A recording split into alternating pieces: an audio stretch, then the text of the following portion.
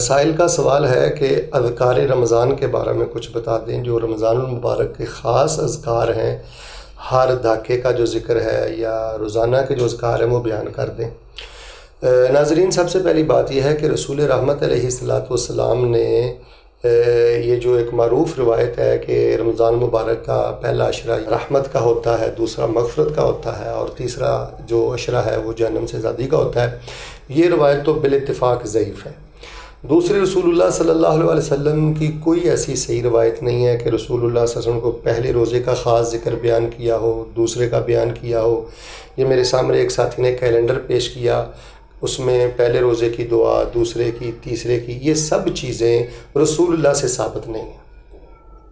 اور پھر اہم ترین بات یہ ہے کہ رمضان المبارک میں اذکار کے حوالے سے جو سب سے سر فہرست چیز ہے وہ قرآن شریف کی تلاوت ہے۔ آپ قرآن شریف کی بہت زیادہ تلاوت کریں اور سمجھ کے کریں اور ٹھہر ٹھہر کے کریں۔ تراویح میں قرآن پاک پڑھیں، سنیں، اور راتوں کو اٹھ کر قرآن پاک پڑھیں، دن کے اجالوں میں قرآن پاک پڑھیں۔ تو اذکار رمضان کے حوالے سے سب سے پہلی اور اہم ترین بات وہ تلاوت قرآن ہے، اس سے بڑا ذکر نہیں ہے۔ مزید وہ جو ایک نیت کی دعا بڑی معروف ہے، وَبِصَوْمِ غَدٍ نَوَيْتُ مِنْ شَهْرِ رمضان، تو یہ بھی گھڑی ہوئی دعا ہے۔ اس کا پڑھنا رسول اللہ سے ثابت نہیں، صحابہ سے ثابت نہیں، بلکہ بعض اہل علم نے تو اس دعا کو بدعت قرار دیا ہے، تو اس سے گریز کرنا چاہیے۔ اور وہ جو دوسری دعا ہے اللہم انی لک صمت وعلی رزقک افطرت، وہ بھی محدثین نے علی الاطلاق اس کو ضعیف قرار دیا ہے۔ اس کی جگہ پر آپ ایسے کریں کہ بسم اللہ پڑھ کے آپ کھجور لیں، پانی پئیں، اور جب رگیں تر ہو جائیں اور آپ کھجور کھا لیں تو ذہب الظمأ وابتلت العروق وثبت الاجر انشاء اللہ، یہ روایت پڑھیں۔ یہ سنن ابی داود میں ہے یہ دعا، اور یہ دعا ثابت ہے، اور اس کا بہترین محل یہ ہے کہ آپ کھجور لینے کے بعد اور پانی کا گھونٹ پینے کے بعد اس کو پڑھ لیں۔ اور اگر آپ بالکل عند الافطار اس کو پڑھتے ہیں، افطاری کرتے وقت پڑھ لیتے ہیں، تو میں سمجھتا ہوں کہ انشاءاللہ وہ بھی جائز اور درست ہے۔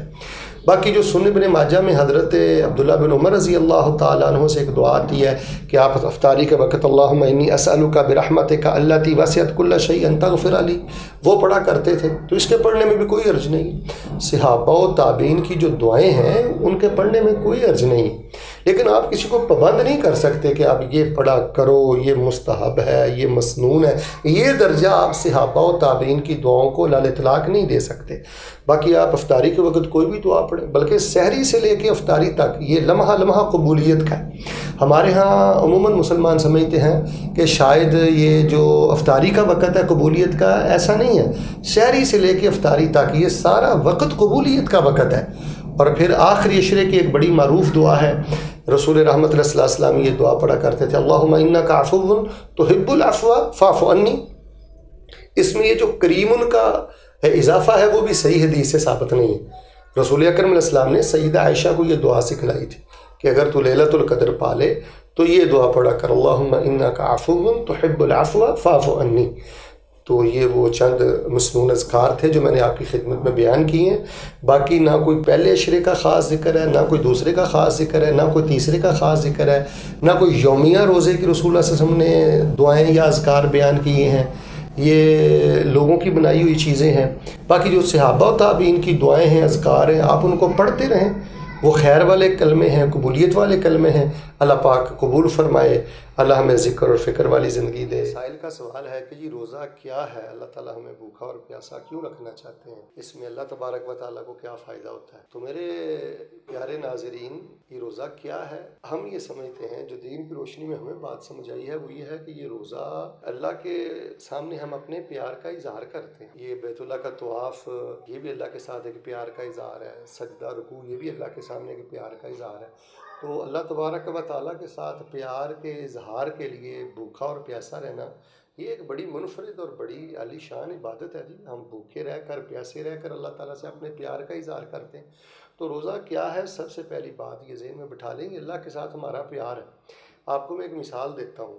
کوئی انسان دسترخوان پہ آدھ گھنٹہ، 15 منٹ، 1 گھنٹہ آپ کا ویٹ کرے، کھانا نہ لے، تو آپ کے دل میں اس شخص کی کتنی محبت پیدا ہوتی ہے کہ اس نے انتظار کیا۔ تو ہم 15 گھنٹے، 14 گھنٹے اللہ کے حکم کا انتظار کرتے ہیں، ایک پانی کا گھونٹ ہم اپنے منہ کے قریب تک نہیں لے کر چاہتے۔ تو سب سے پہلی بات یہ اچھی طرح اپنے ذہن میں بٹھا لیں کہ روزے کا فائدہ اللہ کو نہیں ہے، ہمیں فائدہ ہے، اور یہ پیار ہے، یہ جبر نہیں ہے، یہ ظلم نہیں ہے۔ ہم اپنے پیارے اللہ کو خوش کرنے کے لیے محبت میں آ کر ہم بھوکے اور پیاسے رہتے ہیں۔ ہم کہتے ہیں یا اللہ اب ناشتہ نہیں ہوگا، دوپہر کا کھانا نہیں ہوگا، تیری مرضی چلے گی، گھونٹ گھونٹ پہ اور لقمے لقمے پہ تیرے حکم سے سحری کھائیں گے، تیرے حکم پہ افطار کریں گے۔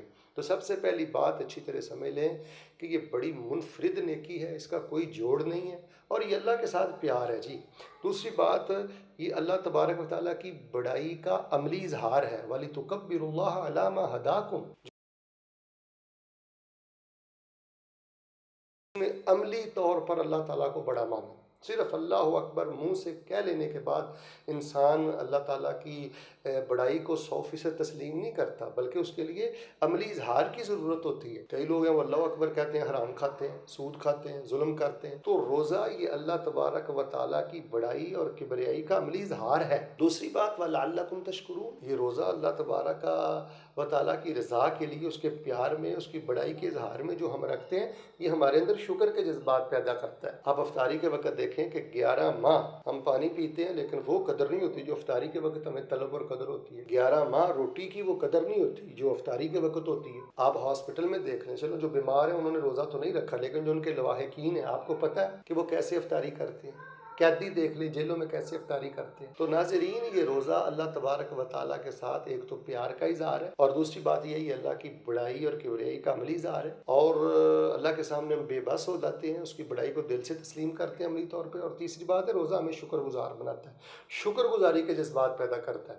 اور چوتھی اور اہم ترین بات یہ ہے کہ لعلکم تتقون، یہ ایک پورے ماہ کی ٹریننگ ہے جس کے ذریعے اگر کوئی گناہوں سے بچنا چاہے تو وہ اس ایک ماہ کے روزے رکھ کر ساری زندگی وہ گناہوں سے بچ سکتا ہے، 11 ماہ وہ گناہوں سے بچ سکتا ہے۔ یہ روزہ ہمارے اندر تقویٰ پیدا کرتا ہے، گناہ کی نفرت پیدا کرتا ہے۔ جو اندر نفس ہے نا، جو برائی پہ انسان کو ابھارتا ہے اور راغب کرتا ہے، تو یہ روزہ جو ہے یہ بہت بڑی ٹریننگ ہے، بہت بڑا، یہ سمجھ لیں رمضان کا مہینہ ایک ورکشاپ ہے۔ تو اس لیے جی یہ جبر نہیں، یہ ظلم نہیں، اور نعوذ باللہ ایسی بات نہیں کہنا چاہیے کہ اللہ کو اس سے کیا فائدہ ہوتا ہے، یہ ہمارا ہی فائدہ ہے۔ ہم اللہ سے پیار کرتے ہیں تو اللہ کئی گنا زیادہ ہم سے پیار کرتا ہے، وہ ہمارے منہ کی ہواڑ اور بو کو کستوری سے بہتر اللہ تبارک و تعالیٰ جانتے ہیں۔ تو اسی طرح یہ اللہ کی بڑائی کا عملی اظہار ہے، ہم اللہ کے سامنے چھوٹے ہوتے ہیں، اللہ کی بڑائی کو تسلیم کرتے ہیں، یہ شکر گزار انسان اس سے بنتا ہے، اور پھر اس سے تقویٰ۔ یہ بھائی سوال کرتے ہیں کہ خواتین گھر میں اعتکاف کریں گی یا مسجد میں اعتکاف کریں گی، اس بارے میں قرآن و حدیث کی روشنی میں ہماری رہنمائی فرمائیں۔ اور ساتھ ہی انہوں نے مجھے ایک فتویٰ بھی دکھلایا ہے کہ جس میں لکھا ہوا ہے کہ خواتین کے لیے یہی حکم ہے کہ وہ اپنے گھر میں اعتکاف کریں، اور موجودہ دور یہ فتنے کا دور ہے اور مرد و زن کا اختلاط ہے، کوئی بھی عورت مسجد میں اعتکاف نہ کرے، مسجد میں اعتکاف کرنا یہ مکروہ تحریمی ہے۔ تو ناظرین، محبین اور مستمعین، سب سے پہلی بات یہ ہے کہ اعتکاف یہ نفلی عبادت ہے۔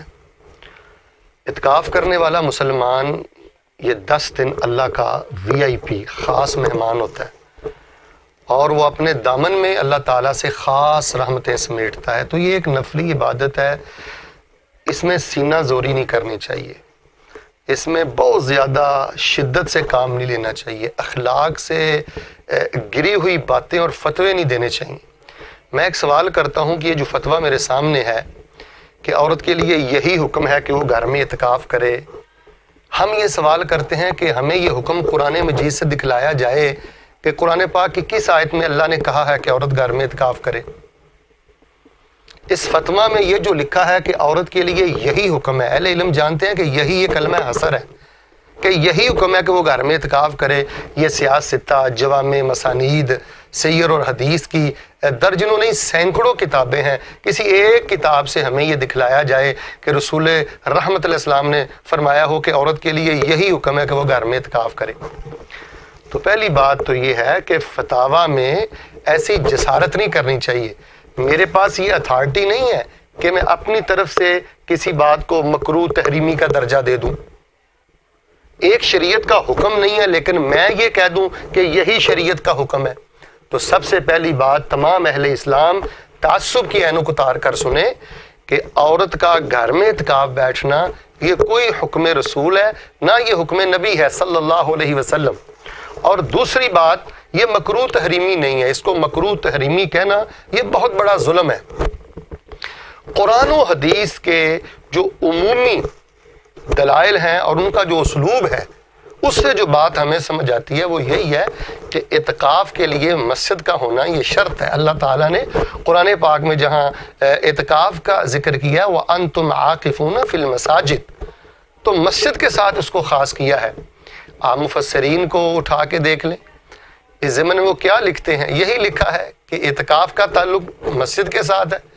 پھر آپ صحیح البخاری پڑھ کے دیکھ لیں کہ جب سیدہ عائشہ نے اجازت مانگی تو اجازت ملنے کے بعد انہوں نے خیمہ مسجد میں لگایا، دیگر ازواج مطہرات نے بھی مسجد میں لگایا. لیکن رسول اللہ صلی اللہ علیہ وآلہ وسلم میں بعد میں جو خیمے کھڑوا دیے تھے تو اس کی وجہ یہ نہیں تھی کہ عورت مسجد میں اعتکاف نہیں کر سکتی، جگہ کی قلت ہو سکتی ہے یا اس میں کوئی اخلاص کی کمی ہو سکتی ہے. اور اسی طرح بخاری شریف میں ہے، سنن ابی داود میں ہے، اعتکفت مع رسول اللہ صلی اللہ علیہ وسلم امرأۃ من ازواجہ، کہ رسول رحمت علیہ الصلوۃ والسلام کی ازواجات میں سے ایک آپ کی بیوی نے آپ کے ساتھ اعتکاف کیا. آپ دیکھ لیں یہ حدیث کی شروعات وہاں انہوں نے لکھا ہے کہ مسجد میں اعتکاف کیا. آپ ابن حجر کو پڑھ کے دیکھ لیں، امام نووی رحمہ اللہ کو پڑھ کے دیکھ لیں، سب یہی کہتے ہیں کہ اعتکاف کا تعلق یہ مسجد کے ساتھ ہے. آپ امام مالک کو پڑھ لیں، امام شافعی کو پڑھ لیں، امام احمد بن حنبل کو پڑھ لیں، جمہور اہل علم جو ہے ان کا اجماع ہے کہ اعتکاف کا تعلق مسجد کے ساتھ ہے، چاہے وہ مرد ہو یا عورت ہو. تو ہم تو یہ سمجھتے ہیں جی کہ اعتکاف والی عبادت وہ مسجد میں ہے، مرد ہو یا عورت ہو. تو اگر کسی مسلمان عورت کا شوہر یا کسی بیٹی کا باپ یا اس کا بھائی جو اس کا ولی ہے اس کو اجازت دے دے اور مسجد میں الگ انتظام موجود ہو، جیسے کہ ہمارے ہاں گیلری میں ہوتا ہے یا نیچے بیسمنٹ میں مسجد میں ہوتا ہے، تو عورت کو وہیں اعتکاف بیٹھنا چاہیے. اور ہر شہر میں تقریباً ایسی مساجد موجود ہیں، مرد و زن کا بالکل اختلاط نہیں ہے. واللہ ہمیں تو حیرت ہوتی ہے کہ عورت میرج ہال جا سکتی ہے، بازار جا سکتی ہے، چچا تائے کے گھر جا سکتی ہے، ہر جگہ جا سکتی ہے، لیکن مسجد میں نہیں جا سکتی. اس فتوے میں لکھا ہے کہ عورت کا مسجد میں جا کے نماز پڑھنا مکروہ تحریمی ہے. انا للہ و انا الیہ راجعون. جب یہی بات حضرت عبداللہ کو ان کے بیٹے نے کہی تھی تو انہوں نے ساری زندگی ان سے کلام کرنا چھوڑ دی تھی کہ بیٹے تجھے شرم نہیں آتی، میں تجھ کو رسول اللہ کی حدیث سناتا ہوں اور تم کہتے ہو کہ ہم عورتوں کو مسجدوں میں جانے سے روکیں گے. رسول اللہ صلی اللہ علیہ وسلم کے وقت سے لے کے آج تک آپ مسجد نبوی دیکھ لیں، مسجد الحرام دیکھ لیں، عورتیں وہیں نماز پڑھتی ہیں، وہیں اعتکاف ہوتے ہیں ان کے. آپ مولانا عبدالحی لکھنوی پڑھ کے دیکھ لیں، دیگر احناف کو بھی پڑھ کے دیکھیں. انہوں نے لکھا ہے کہ اگر حالات اور ماحول سازگار ہو تو عورت مسجد میں اعتکاف بیٹھے، اور وہ بخاری کی روایت بطور دلیل انہوں نے ذکر کی ہے. تو بہر صورت جی ہم یہ کہتے ہیں کہ افراط و تفریط سے کام نہ لیں. مسجد میں عورت کا اعتکاف بیٹھنا اس کو مکروہ تحریمی نہ کہیں، اور یہ بات نہ کہیں کہ عورت کے لیے یہی حکم ہے کہ وہ گھر میں بیٹھے. گھر میں عورت کا کوئی اعتکاف نہیں ہے، کوئی اعتکاف نہیں ہے. ازواج مطہرات میں سے کوئی گھر میں اعتکاف نہیں بیٹھتی تھی، اپنے خیموں میں اپنے حجروں میں اعتکاف وہ نہیں بیٹھتی تھی. اللہ تبارک و تعالیٰ کے حضور دست بستہ دعا ہے کہ وہ ہمیں اعتدال نصیب فرمائے اور شریعت کے مزاج کو سمجھنے کی توفیق عطا فرمائے، اور بالخصوص وہ احکامات جن میں مردوں کو مخاطب کیا جاتا ہے جب تک کوئی الگ سے خاص دلیل نہ آئے تو عورتیں بھی اس میں شامل ہوتی ہیں. مرد و زن، خواتین اور مرد حضرات کا اعتکاف یہ مسجد میں ہے. اللہ رمضان اور روزہ کس کا ضائع ہو گیا، اس کا حتمی قطع علم تو اللہ کے پاس ہے جی، کس کا ضائع ہو گیا اور کس کا قبول ہو گیا. ہمارے پاس تو کوئی ایسا پیمانہ کلیئر اور قطعی طور پہ واضح کرنے والا نہیں ہے کہ جس کی بنیاد پہ ہم یہ دعویٰ کر دیں. البتہ ہم یہ کہہ سکتے ہیں کہ جس انسان نے کبائر سے توبہ نہیں کی اور جس نے روزے کا حیا نہیں کیا، رمضان کی آمد کا مقصد نہیں سمجھا، تو وہ رمضان اور روزے کی خیر سے محروم ہو گیا. آپ اس کو سادہ الفاظ میں یوں سمجھ لیں کہ ایک شخص جو برے اعمال شعبان میں کرتا تھا وہی برے اعمال وہ شوال میں کرتا ہے. درمیان میں اس نے 1 ماہ کے روزے رکھے ہیں، تراویح پڑھی ہے، لیکن اس نے محرمات اور کبائر کو نہیں چھوڑا، تو ایسے شخص کا معاملہ بلا شبہ خطرے میں ہے۔ ہم کہہ سکتے ہیں کہ اس نے اس موقع کو ضائع کر دیا، اس ورکشاپ سے جو اس نے اپنے آپ کو پالش کرنا تھا وہ اپنے آپ کو چمکا نہیں سکا نیکیوں کے ساتھ۔ سنن الدارمی میں حسن درجہ کی ایک روایت ہے، رسول رحمت فرماتے ہیں کتنے ہی روزے دار ایسے ہیں کہ ان کو سوائے پیاس کے کچھ حاصل نہیں ہوتا، اور کتنے ہی راتوں کو جاگنے والے ایسے ہیں کہ ان کو سوائے تھکن کے کچھ نصیب نہیں ہوتا۔ اور صحیح بخاری میں رسول رحمت فرماتے ہیں کہ جو روزے کی حالت میں بھی جھوٹ نہیں چھوڑتا، جھوٹے معاملات نہیں چھوڑتا، شہوت سے باز نہیں آتا، تو اس کے بھوکے اور پیاسے رہنے کی اللہ کو ضرورت نہیں ہے۔ تو کوشش یہ کریں جی، اگر آپ اپنے روزے کو ضائع ہونے سے بچانا چاہتے ہیں، رمضان کو آپ ضائع ہونے سے بچانا چاہتے ہیں، اس کو اپنے لیے کارآمد بنانا چاہتے ہیں، اس کی خیر اور برکت کو سمیٹنا چاہتے ہیں، رمضان جو آپ کے لیے جنت اور رحمت لے کے آتا ہے، اگر آپ اس سے اپنی جھولیاں بھرنا چاہتے ہیں تو پھر آپ کوشش کریں یہ جو محرمات ہیں آپ ان سے مجتنب رہیں۔ تو اگر تو آپ اللہ کے قریب ہو چکے ہیں، آپ کو اللہ کا قرب مل چکا ہے، اور آپ کو نیکی کر کے تسکین ملنا شروع ہو گئی ہے، نیکی سے پیچھے رہ کر آپ کڑنا شروع ہو گئے ہیں، اور آپ کے دل میں انقباض پیدا ہو چکا ہے کہ میں نماز سے پیچھے کیوں رہا ہوں، آج میں نے قرآن نہیں پڑھا، آج میں نے نیکی کا کام نہیں کیا، تو یہ اس بات کی دلیل ہے کہ رمضان آپ کو کچھ دے رہا ہے، روزہ آپ کو کچھ دے رہا ہے۔ آپ کا رمضان اور روزہ یہ قبولیت والا ہے۔ تو وہی بھڈنگا پن جو پہلے تھا وہ اب بھی ہے، تو پھر تو یہ معاملہ خطرے میں ہے جی۔ یہ کوئی رسمی کارروائی تو نہیں، یا یہ صرف کوئی بظاہری معاملات تو نہیں، روزے کا تو روح کے ساتھ تعلق ہے، آپ کے ایمان کے ساتھ تعلق ہے، آپ کے احساسات کے ساتھ اس کا تعلق ہے۔ تو اللہ جل شانہ کے حضور دعا ہے کہ اللہ تعالیٰ میرے اور آپ کے روزے کو ضائع ہونے سے بچائے۔ یہ شہوت سے ضائع ہوتا ہے بھائی، یہ محرمات کے ارتکابات سے ضائع ہوتا ہے۔ افطاری ہو تو ایسی ہو، اللہ اکبر کبیرہ۔ حضرت عبد الرحمن بن عوف رضی اللہ تعالی مہاجر سے ابھی ہیں، عشرہ مبشرہ۔ عشرہ مبشرہ کا معنی یہ ہے کہ ان 10 صحابہ میں حضرت عبد الرحمن بن عوف کا نام آتا ہے جن کو رسول اللہ نے جنت کی بشارت دی ہے۔ اور حضرت عبد الرحمن بن عوف وہ خوش نصیب صحابی ہیں کہ جن کی اقتداء میں رسول اکرم علیہ السلام نے نماز بھی ادا کی ہے، یہ واحد صحابی ہیں۔ غالباً جامع ترمذی میں آتا ہے سیدہ عائشہ دعا کیا کرتی تھیں، اللہ عبد الرحمن بن عوف کو اپنی جنت کے سلسبیل چشمے سے پانی نصیب فرمانا۔ یہ شرف تھا، یہ شان اور یہ مقام تھا۔ اور دیکھیں خشیت کس قدر زیادہ تھی، للہیت کس قدر زیادہ تھی، تقوی کس قدر زیادہ تھا۔ ایک دفعہ روزے کی حالت میں تھے، افطاری کا وقت قریب آیا، افطاری کرنے لگے تو کافی کھانے ان کے سامنے پڑے ہوئے تھے، مشروبات اور ماکولات تھے۔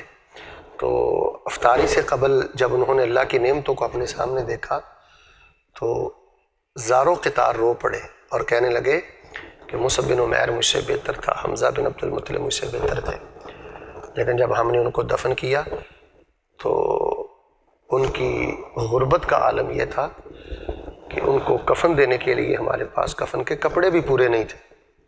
ایک چادر تھی، سر چھپاتے تھے تو پاؤں ننگے ہوتے تھے، پاؤں چھپاتے تھے تو سر ننگا ہوتا تھا۔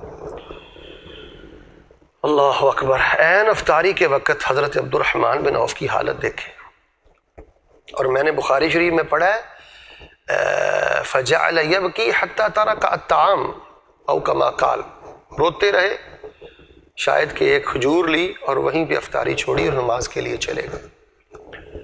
تو میں اپنے پیارے روزے دار بھائی جو افطاریاں کرتے ہیں ان کی خدمت میں گزارش کروں گا کہ صرف افطاری کے سامان میں عیب جو ہی نہ کیا کریں کہ اس میں میٹھا کم ہے، اس میں نمک زیادہ ہے، یہ چیز اچھی نہیں بنی، یہ چیز اچھی نہیں بنی۔ اللہ کا شکر ادا کیا کریں، آپ ہزاروں سے بہتر ہیں، آپ ہزاروں سے بہتر ہیں۔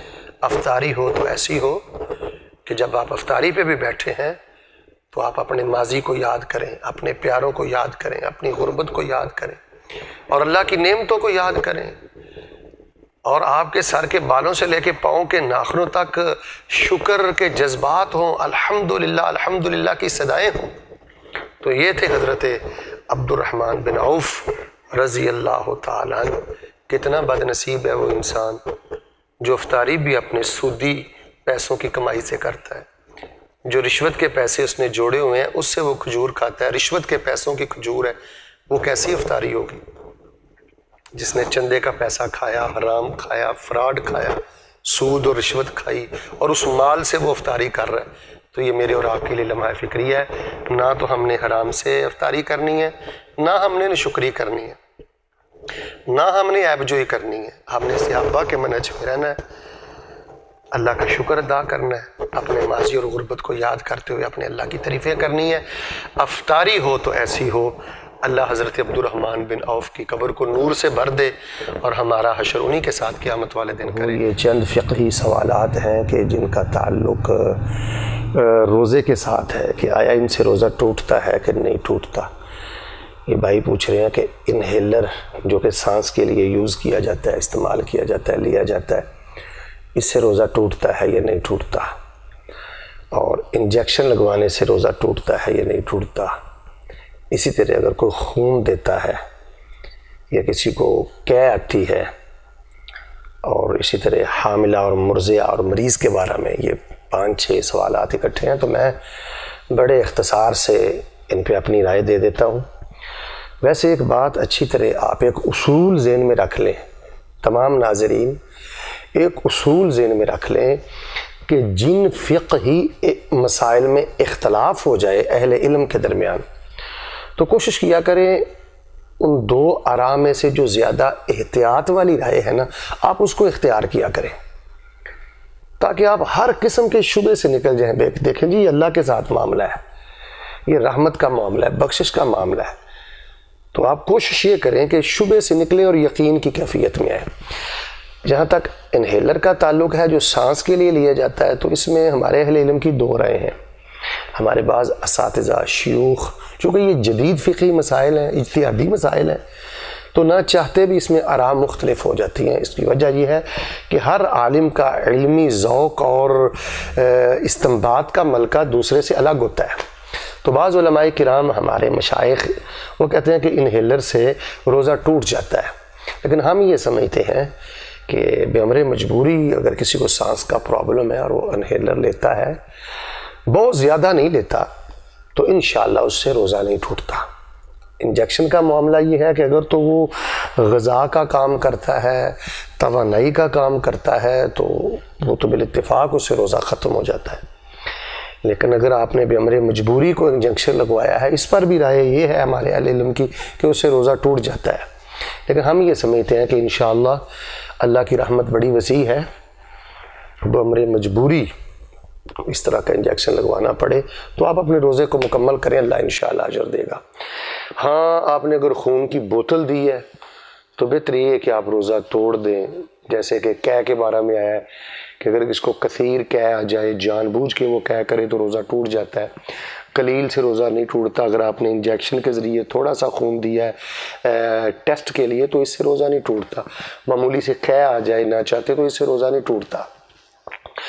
اور جہاں تک تعلق ہے حاملہ اور مرضعہ کا، اس میں بھی ہمارے اہل علم کے ہاں اختلاف ہے. بعض اس کو مریض کے حکم میں رکھتے ہیں، وہ کہتے ہیں فعدۃ من ایام اخر. حاملہ اور مرضعہ یعنی حمل والی عورت جس کے پیٹ میں بچہ ہے، مرضعہ اور دودھ پلانے والی عورت جو بچے کو دودھ پلاتی ہے، وہ اگر کمزوری محسوس کرتی ہے، روزہ نہیں نبھا سکتی، وہ روزہ چھوڑ دے. فعدۃ من ایام اخر، وہ مریض کے حکم میں ہے، بعد کے دنوں میں وہ اس کی قضا دے دے. اور ہمارے بعض اہل علم فرماتے ہیں کہ حاملہ اور مرضعہ کو خاص رعایت ہے، اگر وہ فدیہ دے دیتی ہے تو اللہ تبارک و تعالیٰ نے اس سے درگزری کی ہے، اس کو بعد میں روزے رکھنے کی ضرورت نہیں. اس پر وہ دلائل بھی رکھتے ہیں اور فہم سلف بھی پیش کرتے ہیں. باہر صورت ہمیں جو بات سمجھ آتی ہے وہ یہی ہے کہ وہ مریض کے حکم میں ہی ہے، اس کو بعد میں قضائی دے دینی چاہیے، یہ زیادہ بہتر ہے. لیکن اگر کوئی فدیہ دے دیتی ہے تو میں نہیں سمجھتا کہ اس پہ کوئی زور آزمائی کی جائے اور 100% اس موقف کو جھوٹا اور غلط کہا جائے. یہ رویہ بھی عالمانہ نہیں ہے. وہ بھی اہل علم ہیں، وہاں فہم سلف ہے، وہاں بھی دلائل ہیں، تو دونوں چیزیں میں نے آپ کے سامنے رکھ دی ہیں۔ اور جہاں تک مریض ہے تو مریض جو ہے وہ کوشش کرے اگلے سال، اس سے اگلے سال، اس سے اگلے سال، حتیٰ کہ اگر شیخ فانی ہے، کوئی دائمی مریض ہے تو وہ بھی کوشش یہ کرے کہ روزے رکھے، اور اللہ نہ کرے اگر روزے رہ جائیں ہم فوراً فدیے کی طرف بھاگتے ہیں۔ بھئی فدیہ دینے سے قبل آپ شریعت کے مزاج کو سمجھیں۔ جب شریعت نے آپ کو کہہ دیا فَعِدَّةٌ مِّنْ أَيَّامٍ أُخَرَ کہ بعد والے دنوں میں آپ اس کی گنتی پوری کریں، قضا دیں، تو پھر آپ بعد والے دنوں میں قضا کی کوشش کریں۔ اگر آپ قضا نہیں دے سکے، فوت ہو گئے، تو صام عنہ ولیہ، آپ کا بیٹا روزے رکھے۔ جائیداد لینے کے لیے سب سے آگے ہوتے ہیں، بیٹی روزہ رکھے، جائیداد میں وہ سب سے آگے ہوتی ہے مطالبہ کرنے میں، بیوی روزہ رکھے، بھائی روزہ رکھے جو وارث ہیں اس کے، بہن روزہ رکھ لے اس کی طرف سے۔ تو ہمیں شریعت کی آسانیاں لینی چاہیے۔ تو یہ وہ چند فقہی مسائل تھے جن کو میں نے بڑے اختصار کے ساتھ آپ کے سامنے بیان کیا ہے۔ شروع میں بھی میں نے عرض کیا ہے، آخر میں بھی عرض کروں گا کہ فقہی مسائل کو ذریعہ نفاق نہ بنایا کریں، ان کو مناظرانہ رنگ نہ دیا کریں، اور ایسے مسائل میں ہار جیت کا انداز نہ رکھا کریں، اپنے علمی مقام سے نہ گرا کریں۔ اور سامعین کو یہ میں کہنا چاہتا ہوں کہ وہ احتیاط والے پہلو کو اختیار کریں۔ احتیاط والا پہلو یہ کہ اگر آپ شدید سانس کے مریض ہیں، زیادہ آپ کو انہیلر لینا پڑتا ہے، اور اتنی حالت نازک ہے کہ آپ کو ٹیکہ لگوانا پڑتا ہے، ضرورت سے زیادہ آپ نے خون دیا، آپ کو کمزوری لائے، کہ جب شریعت کہہ رہی ہے فَعِدَّةٌ مِّنْ أَيَّامٍ أُخَرَ، آپ ٹھنڈے دنوں میں روزے رکھ لیں، تو رخصت لینا جی، آپ کو اللہ پورا اجر عطا کرے گا۔ تو اللہ تبارک و تعالیٰ مجھے اور آپ کو فقہی متنازع فی مسائل میں بہم ایک دوسرے کی آراء کا اور اجتہاد کا احترام اور خیال رکھنے کی توفیق عطا فرمائے۔